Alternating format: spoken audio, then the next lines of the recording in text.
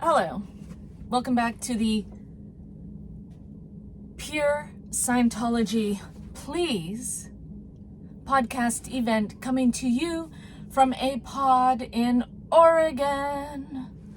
I hope you're having a great day, and I believe that this episode and the next will be the final 2 episodes for season 1. I want to inform you that as of right now, my poor mother, who's in her 70s, has been detained illegally by cohorts of Shane Woodruff.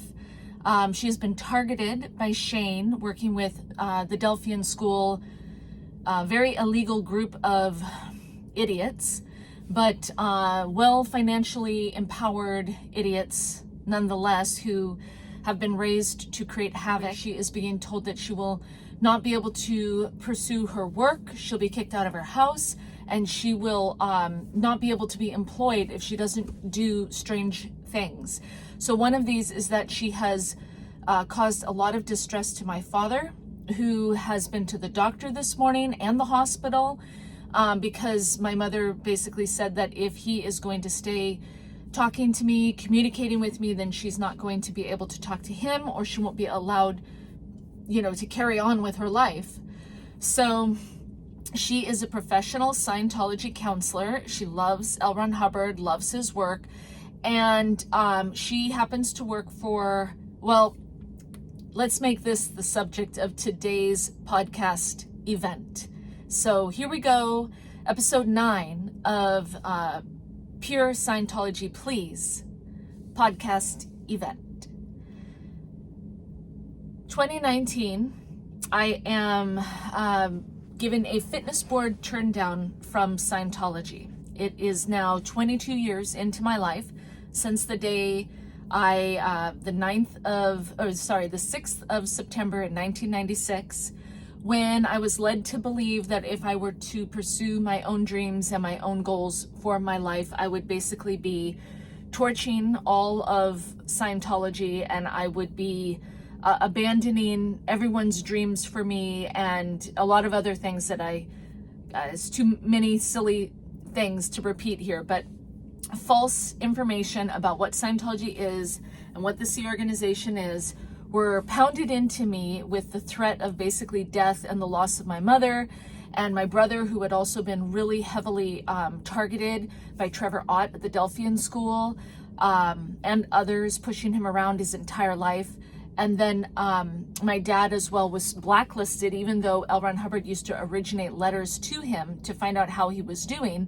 And even though he had had incredible life-changing gains from going in session, I think he paid for and received 1,000 hours of auditing in Australia in the late 60s, early 70s.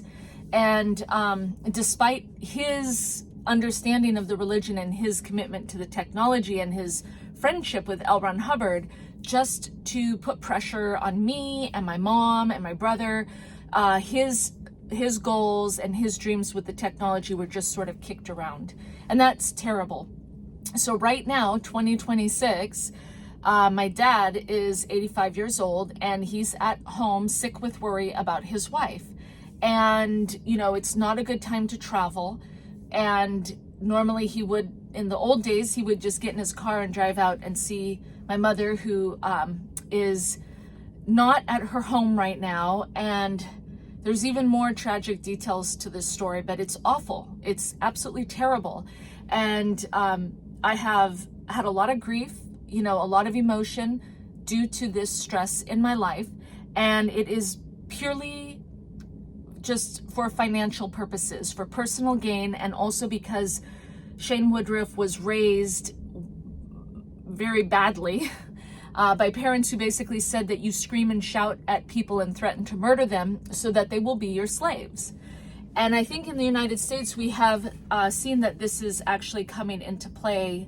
So maybe all of us need to take a look at how we deal with other people and how we get them to fulfill their commitments, and whether we are just turning a blind eye to blatant human trafficking. In 2019, Melanie wanted me to go on tour with her because her husband had passed away in 2010 from unusual circumstances, and she also had a number of physical problems that she had been dealing with for quite some time. So I traveled from Oregon to Tennessee. I drove my Prius from Oregon to Tennessee in like April, May of that year, and Blue Raven had booked her for this extensive tour in the East. Sometimes she went home in between shows, and sometimes she stayed out on the road. So I wasn't there for all of her shows, but I was there for many of them. And during that time period, she couldn't pay me for the amount of work that she needed done. Basically, somebody to verify her information about her ownership of her music, and really actually stand up for her right to own her recordings that she and her husband had paid for in their own studio, in their own music company in New York City called Neighborhood Records, that was operating in the Gulf and Western building, which is now the Trump Tower on, I think it's One Central Park. It's like, it's the Gulf and Western building that is now the Trump Hotel.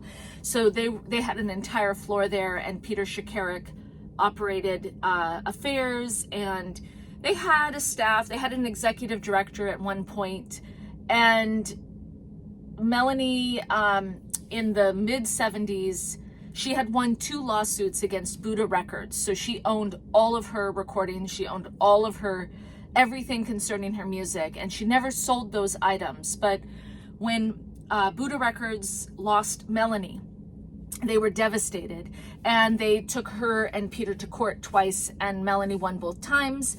And the attorney actually who fought for her is one of these gentlemen who seem to be deeply entrenched with finances and the Middle East through the Helmsley estate. His name is Sandor Frankel, and he is a man who, when he was just out of law school, or when he was just getting his feet on the ground with his own career, ended up basically winning one of these cases for Melanie and her husband.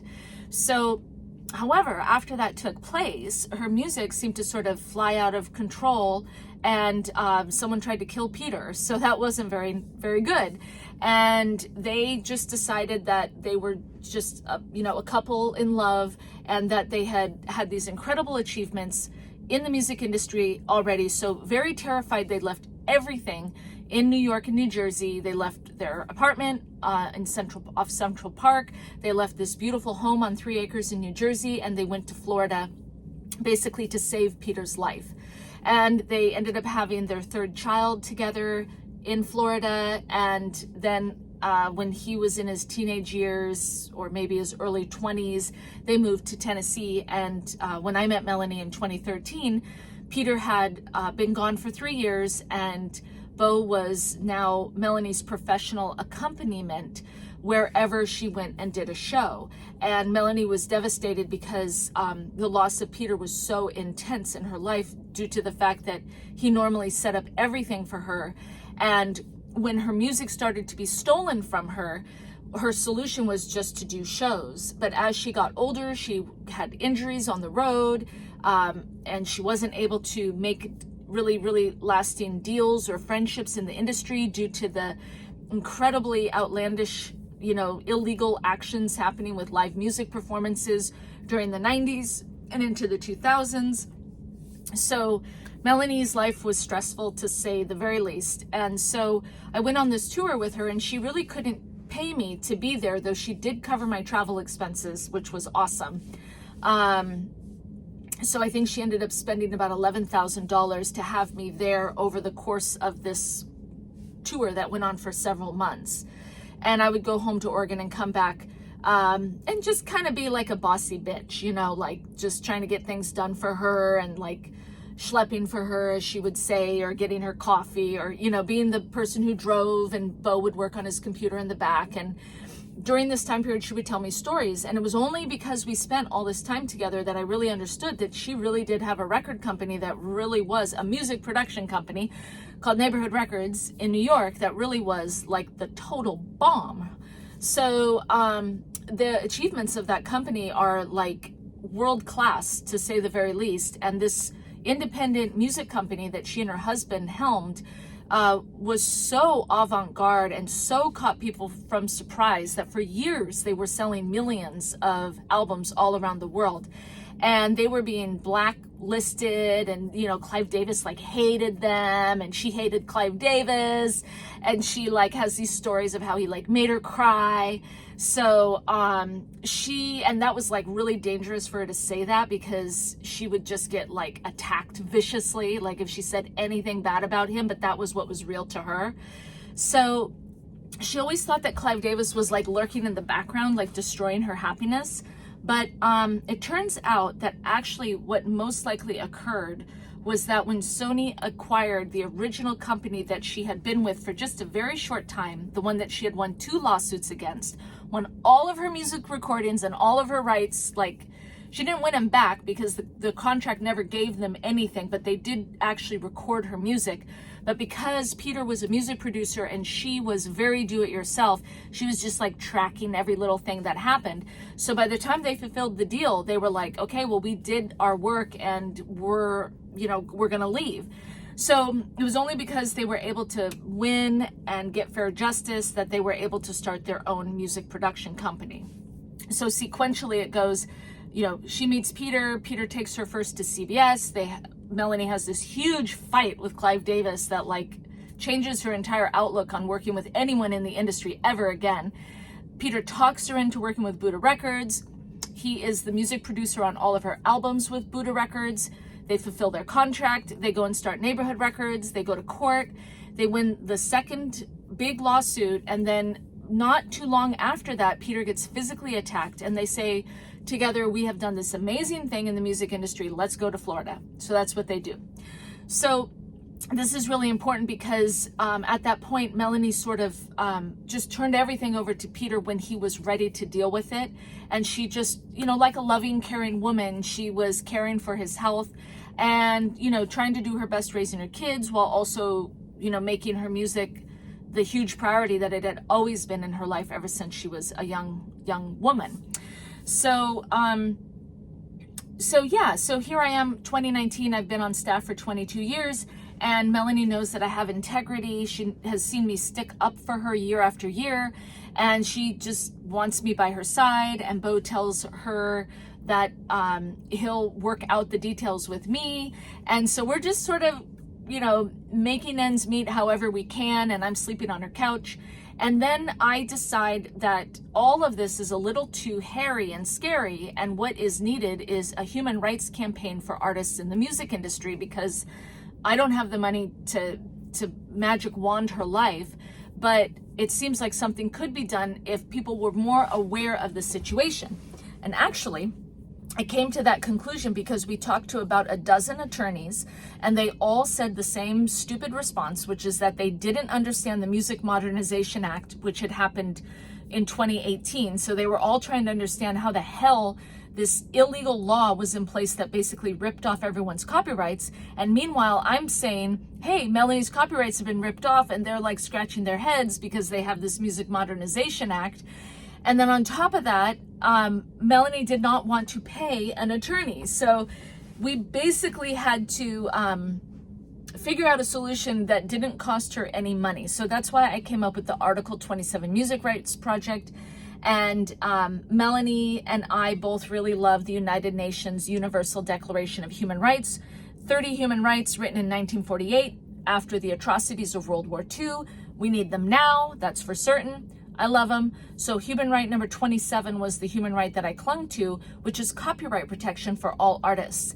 And the lack of information about the actual human rights that all artists in music are already guaranteed for time immemorial would shock you. A lot of the problems that artists deal with are attorneys, retired attorneys, just off the cuff telling them they have no rights. So, and some of them are just lame ass attorneys who just got out of law school, and they just say stuff like, one attorney told me that the American public don't make the laws of the country. So I understand that the American public aren't crowded into like the room where they are making the laws, but the American public have all the say when it comes to what the people really want in the nation. And any attorney who would tell somebody that they don't get to like participate in the lawmaking of the country in the United States is not worth their salt, let me tell you. So I started the Article 27 Music Project in 2019. And to kick it off, Melanie gave me this large collection of tapes. And she actually gave the entire collection to me, and I felt like it was too much to handle, so we split it. And I ended up with half of the collection. Then I ended up borrowing money to transfer music from the tapes, and we did a record store day release. And long story short, I needed money like hell in 2020 when the pandemic started, because by then I had just been totally like over the top talking to people about Melanie's rights being stolen from her. And I ended up talking to Terry Courier in Portland, Oregon, my hometown, or, you know, I live in the countryside, but Portland's the big city. So the big music store in the big city, where close to where I live, is Music Millennium, oldest record store in the Western United States. And Terry Courier is a complete gem of magic music marveling and a great salesperson himself. And he basically got me into record store day with these transfers that I was paying for from Melanie's music. So then I was working with Terry Courier. I hired Larry Crane from Tape Pop Magazine because he is also a genius in music production. So he handled all of my first release, and that was Magic. And so that happened. But the pandemic started. So all of the plans on how we were going to make money were like swept aside, and I had to come up with tens of thousands of dollars to pay Larry Crane. I had to pay for the production of the album itself. I hired sound engineers outside of Larry Crane, which was several $1,000s. I had to travel to like upstate New York. I had to get different types of storage facilities for these tapes. I was consulting with Brooks Arthur, who was the one of the sound engineers at Happy Madison under Adam Sandler, and that was expensive. Just a lot of expenses that had to be covered, and I was doing it on credit, basically. So in 2020, I took out a loan with a Scientologist for $94,000.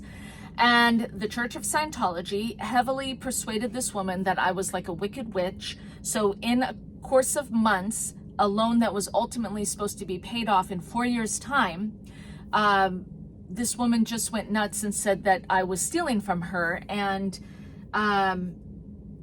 she didn't even say I was stealing from her. She basically lied. She gave me a credit card that wasn't hers to use out of an estate that she was the executor for. And when I used it, it security alerted. So then I called the credit card company and I told them all the information. And the woman who loaned me the money, she basically was really upset because even though she was the executor of this estate, it had not been settled for 9 years, and she was using the credit card of this dead individual.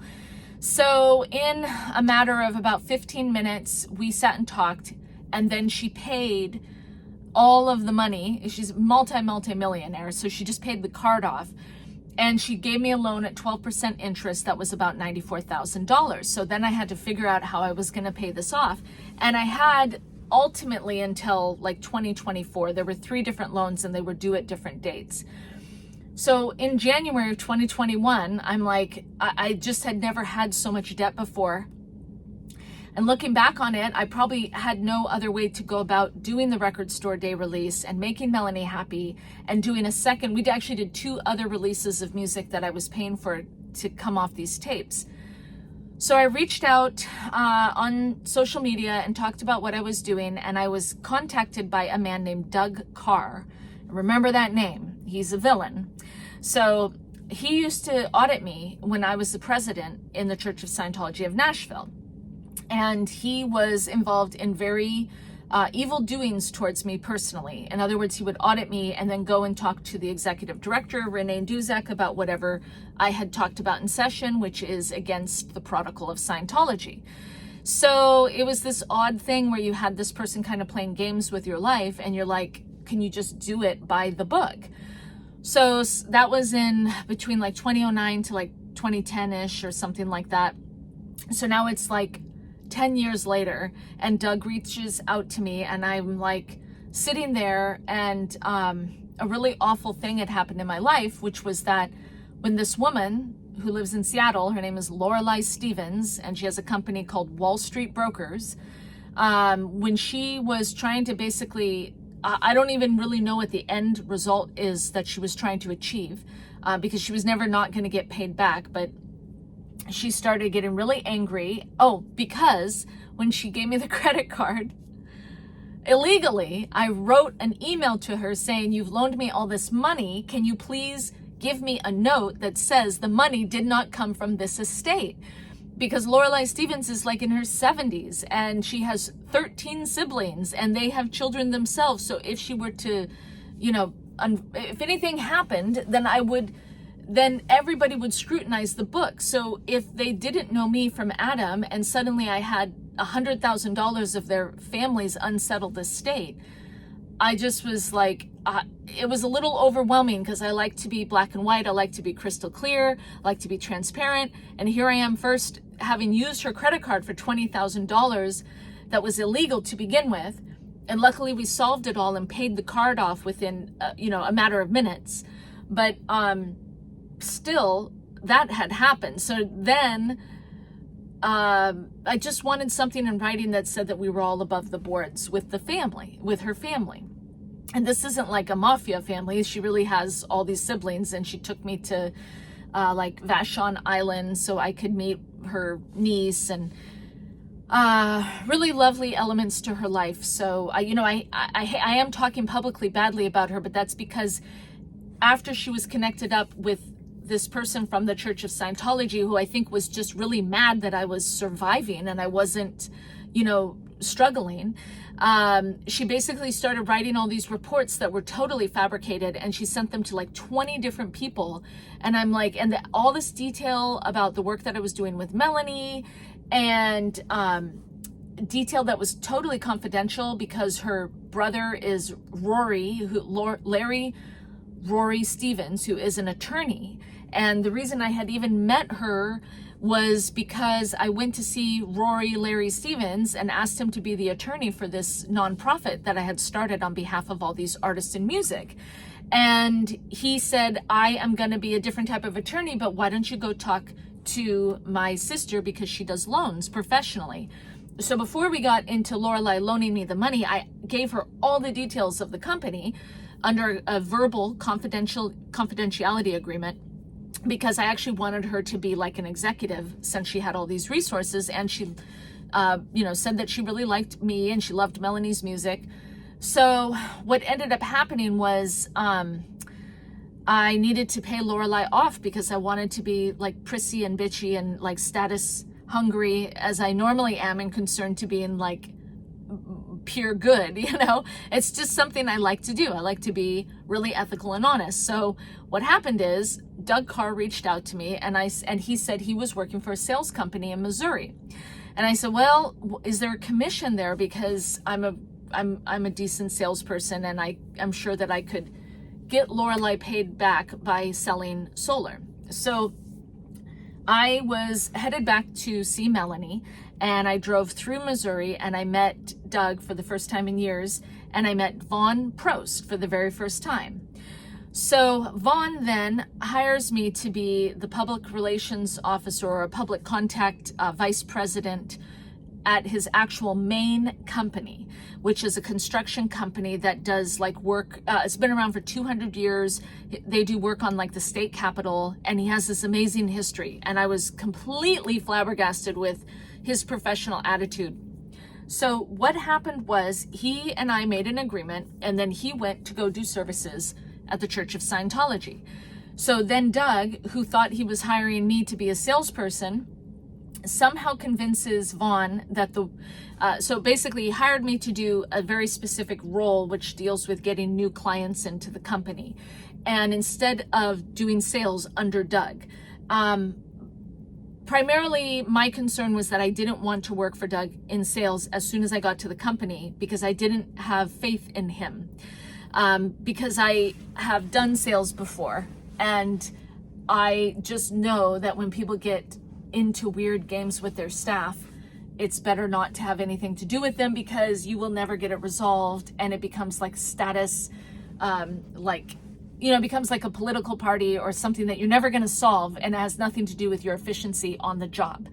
So what happened is Vaughn basically loaned me the money to pay Lorelai back, and then we got a whole system of how I was going to make the money back quickly.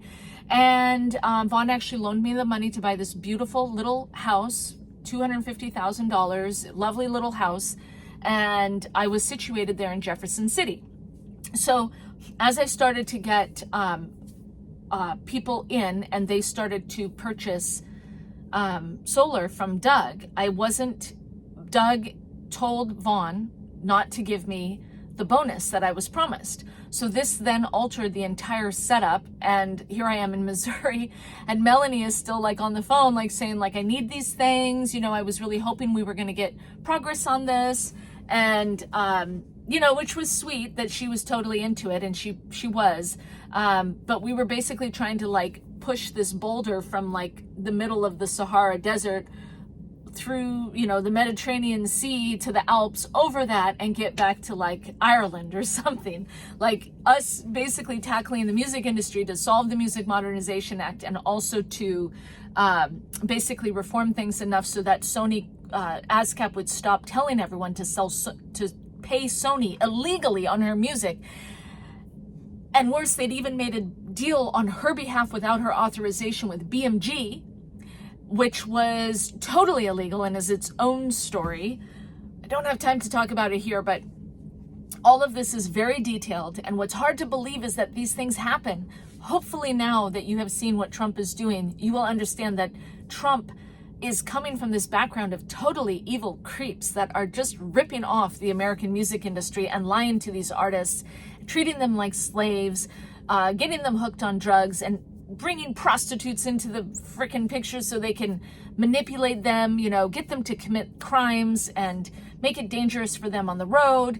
All of these things are just manipulative factors in society right now. And I'm sure the same type of thing happened, hundreds of years ago in other places. But by golly, I'm just silly enough to think we could do something about it.